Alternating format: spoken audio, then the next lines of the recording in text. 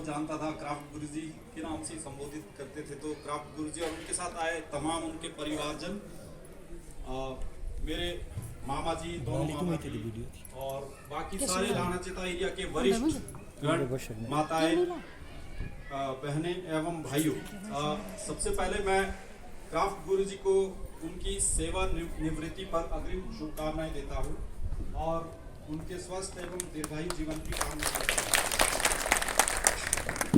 आज लगभग 26 साल हो गए मेरा और गुरुजी का मिलन दोबारा हुआ है। लेकिन गुरुजी की जो दी शिक्षा, चाहे वो संगीत की हो या पढ़ाई की हो, वो हमेशा जिस टाइम वीडियो बना रहे हैं पूरनचंद जी के लड़के निशान 1992 में यहाँ पे छठी कक्षा में मैंने दाखिला लिया था और तकरीबन उसी साल या 7th क्लास से सर के पास में बैंजो सीखने जाता था। बैंजो एक इंस्ट्रूमेंट होता है और उस समय मेरा थोड़ा उस संगीत की सीखने की वजह से उस टाइम जो मेरे घर में सेटबैक हुआ था, उसकी वजह से मुझे उससे उभरने में बहुत मदद हुई थी। और मेरी जो क्रिएटिविटी थी, एक जिसको कहते हैं कि बच्चे बाल्य जीवन में जो माइंड पे क्रिएटिविटी संगीत के माध्यम से जो बनी, वो मेरे जीवन में बहुत काम आई बाद में। जब मैं फौज में गया, फौज में कुछ परिस्थितियाँ ऐसी होती है जहाँ पे मानसिक तनाव आ जाता है। जैसे मैं पोस्टिंग था उड़ी सेक्टर में, एक जम्मू कश्मीर की जगह, और 12-13 हज़ार फीट की ऊंचाई पे हम हिंदू में रहते थे। तो उस टाइम वहाँ पे ब्लड प्रेशर, तनाव, सिग्नल भी होते थे, गाँव घरों से बात भी होती थी, तो तनाव के क्षण होते थे। पर उस दौरान भी मैंने जो एक डिजिटल इक्विपमेंट होता है, आईपॉड बोलते हैं उसको, जिसमें गाने वगैरह स्टोर किए जाते थे, तो वो मैं ले जाके संगीत सुनता था और मुझे बहुत रिलैक्सेशन मिलती थी।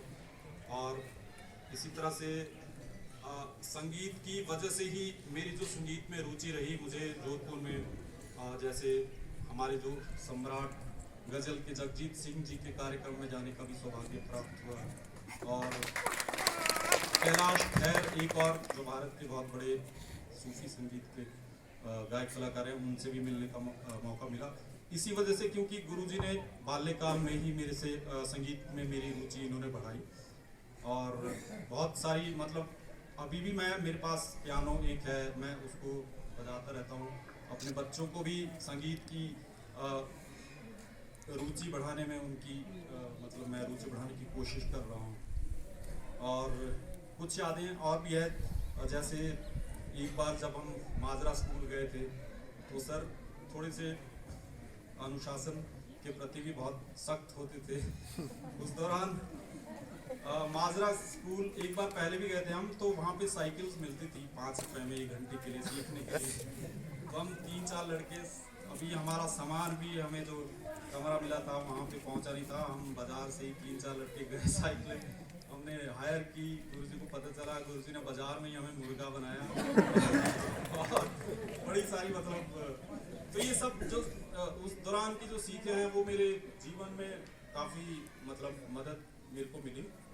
और इसी तरह से गुरुजी ने जो ये प्रीति भोज का यहाँ आयोजन किया, और हम सभी को जो हमारे उस समय के जो क्लासमेट्स वगैरह से मिलने का भी मौका मिला, तो उसके लिए मैं पुनः गुरुजी का धन्यवाद करता हूँ। और प्रिंसिपल गुरुजी, इधर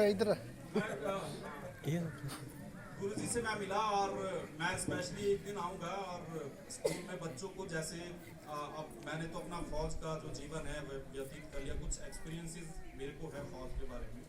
कोई बच्चा फौज में जाना चाहे वो, स्पेशली मैं वायुसेना की बात करूँ तो अग्निवीर वायु के रूप में या ऑफिसर के रूप में, तो मेरे पास दोनों के ही एक्सपीरियंसेस हैं। और मैंने अपना एक व्हाट्सएप ग्रुप भी बनाया हुआ है।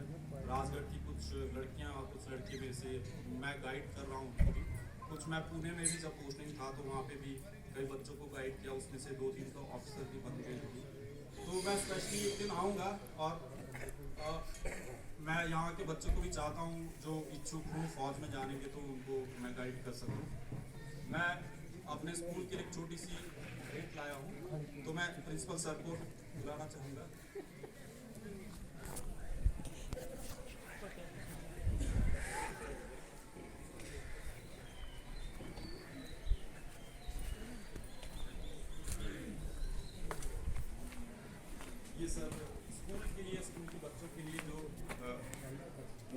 सकें, उसके लिए एक छोटी सी